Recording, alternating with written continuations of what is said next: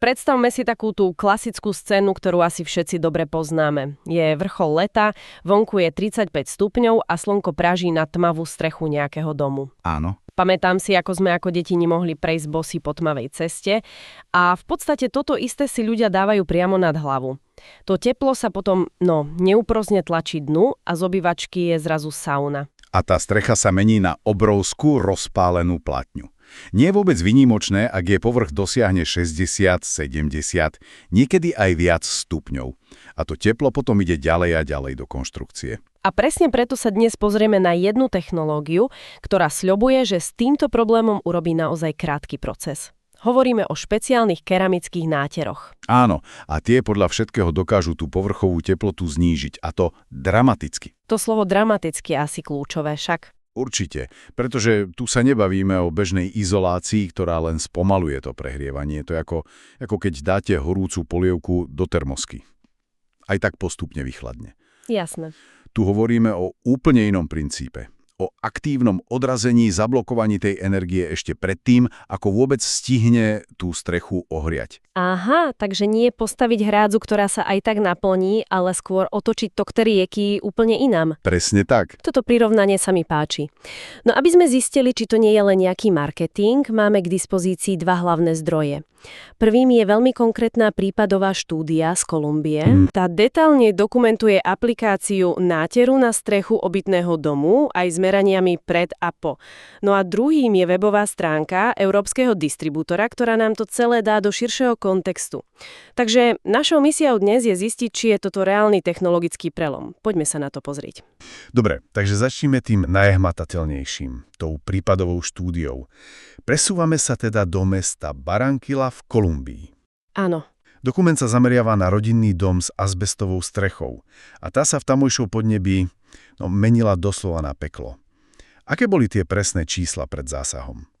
No, boli to čísla, ktoré si my tu asi len ťažko predstavíme. Termografické merania ukázali, že maximálna teplota vonkajšieho povrchu tej strechy dosiahla neuveriteľných 66,8 stupňa Celzia. 66? To je teplota, pri ktorej by sa tam dalo asi usmažiť vajíčko. Bez problémov. Ale dôležitejšie je, koľko z toho tepla prešlo vlastne dnu. To je presne ten bod, ktorý ukazuje ten problém. Technici dočasne odstránili stropný podhliad a zmerali teplotu priamo na vnútornej strane tej azbestovej dosky. A výsledok? Výsledok bol 63,7 stupňa Celzia. Fíha. To znamená, že takmer všetko to teplo prešlo tým materiálom a sálalo priamo do podkrovného priestoru. Je to, ako by ste mali nad hlavou permanentne zapnutý radiátor. A ten radiátor má vyše 60 stupňov, to je neúnosné. Presne. To vysvetľuje, prečo tam musí klimatizácia bežať non-stop a aj takto ledva stíha.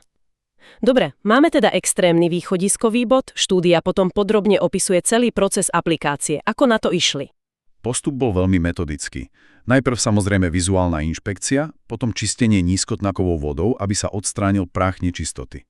Jasné. A tu je zaujímavý detail. Všetky skorodované hlavy skrutiek na streche ošetrili samostatne, špeciálnym antikoróznym produktom. Počtať, takže okrem hlavného náteru museli použiť ešte ďalší, špeciálny produkt len na skrutky? To neznie trochu komplikovane pre bežnú strechu? To je dobrá otázka. Ukazuje to, že to nie je len také jednoduché pretretie farbou. Je to systémové riešenie. Aha. Pre dlhodobú funkčnosť je tá príprava kľúčová. Ak by to natreli na hrzdu, počase by sa to mohlo odlúpiť a celý efekt by sa stratil. Rozumiem, takže je to o trvácnosti. A čo ten hlavný náter? Po príprave prišiel na rad hlavný produkt, Superterm. Aplikovali ho v jednej vrstve. A tu je dôležité opraviť jeden detail. V dokumentácii sa píše hrúbka 17 mils. Čo je mil, to nie sú milimetre. Presne, to nie sú milimetre, ako by sa mohlo zdať. Je to americká jednotka a v prepočte je to približne 0,4 mm. Takže je to vlastne naozaj tenká vrsta. Tenšia ako kreditná karta. Dobre, takže príprava bola naozaj poctivá a náter je extrémne tenký. Ale to všetko stojí a padá na jednom, zafungovalo to.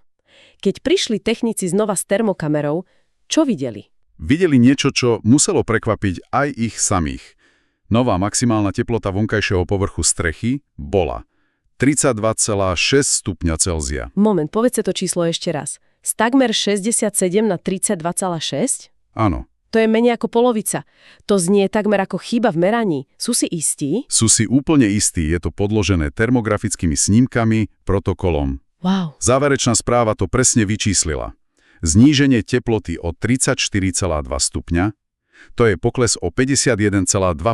To je neskutočné. Z pasívneho radiátora sa stal v podstate tepelný štít. V podstate áno, povrch strechy, ktorý bol predtým rozpálený, mal po nátere teplotu porovnateľnú s teplotou okolitého vzduchu v tieni. Dobre, tie čísla z Kolumbie sú nespochybniteľné. Ale to ma vedie k otázke. Je to nejaká zázračná náhoda, alebo za tým stojí reálna veda? Čo presne sa v tom nátere deje? Tu nám pomôže ten druhý zdroj, webová stránka Inovácie povrchu.cz. Predstavuje výrobcu americkú spoločnosť SPI Coatings.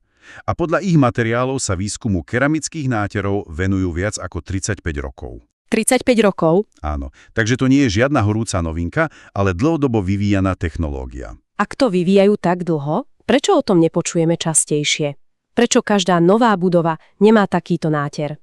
No, to je dobrá otázka o príjmaní inovácií. Stavebníctvo je dosť konzervatívny priemysel. To je pravda. Sme zvyknutí premýšľať o izolácii v centimetroch hrúbky polystyrén, minerálna vlna. Myšlienka, že tenký náter, necelý 0,5 mm, môže mať takýto efekt, je pre mnohých stále, protiintuitívna. Na ich webe som videla dosť dovážne tvrdenie, že ich produkty menia spôsob, akým izolujeme. To znie ako klasický marketing. Je to odvážne, ale vystihuje to ten rozdiel v princípe, o ktorom sme hovorili. Tradičná izolácia, ako tá minerálna vlna, funguje tak, že spomaluje prechod tepla. OK. Teplo absorbuje do svojej hmoty a prepúšťa ho ďalej len veľmi, veľmi pomaly. Ale po celom dni na slnku sa aj hrubá vlna nakoniec prehreje a začne to teplo uvoľňovať do interiéru. Rozumiem. Takže ak to prirovnám k šponži, tá tradičná izolácia sa postupne nacúca teplom. Áno. A keď je plná, začne ho prepúšťať dovnútra. Tento náter by teda mal fungovať skôr ako nejaká nepremokavá plachta. To je dokonalá analógia. Presne tak. Princípom supertermu nie je teplo spomaliť, ale teplo blokovať. Odraziť ho preč. Tajomstvo je v zložení. A to je aké? Obsahuje zmes 4 rôznych typov mikroskopických keramických častíc. Keramické častice? To znie stále trochu abstraktne. Ako si to mám predstaviť? Predstavte si to ako milióny mikroskopických diskogúl v tom nátere, ale namiesto svetla odrážajú rôzne spektra tepelného žiarenia. Aha, takže UV, viditeľné svetlo, infračervené. Všetko. Spolu tvoria takmer dokonalý tepelný štít, ktorý väčšinu tej slnečnej energie pošle okamžite preč, späť do atmosféry. Preto sa samotný povrch nikdy tak neprechreje. To dáva zmysel. Nejde teda o hrúbku, ale o technológiu toho povrchu. Webová stránka tiež výrazne spomína ekologické prínosy, dokonca formuláciu s cieľom dosiahnutia nulových emisí. To je ale extrémne odvážne tvrdenie, nie? Je to ambiciózny cieľ, to áno, ale tá logika za ním je priama.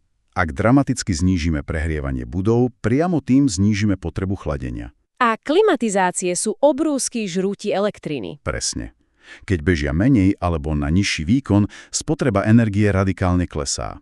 Nižšia spotreba znamená menšiu záťaž na elektrárne a teda aj nižšie emisie. Rozumiem. Ten reťazec je jasný, menej tepla v budove, menej klimatizácie, čo šetrí peniaze a zároveň znižuje ekologickú stopu. Dobre, tak si to zhrňme. Poďme na to. Videli sme konkrétny zdokumentovaný príklad, kde tenký keramický náter znížil teplotu strechy o neuveriteľných 34 stupňov. O viac ako polovicu. Zistili sme, že za tým stojí technológia vyvíjana desiatky rokov, ktorá funguje na princípe blokovania a odrážania tepla, nie jeho spomalovania ako pri tej tradičnej izolácii. Áno. A tie dva hlavné body, konkrétny dôkaz a vysvetlenie princípu, do seba vlastne dokonale zapadajú. Aplikácia sa zdá byť zvládnutelná, v Loceni žaduje taký systémový prístup a prínosy sú jasné, od osobného komfortu až po globálne ekologické benefity.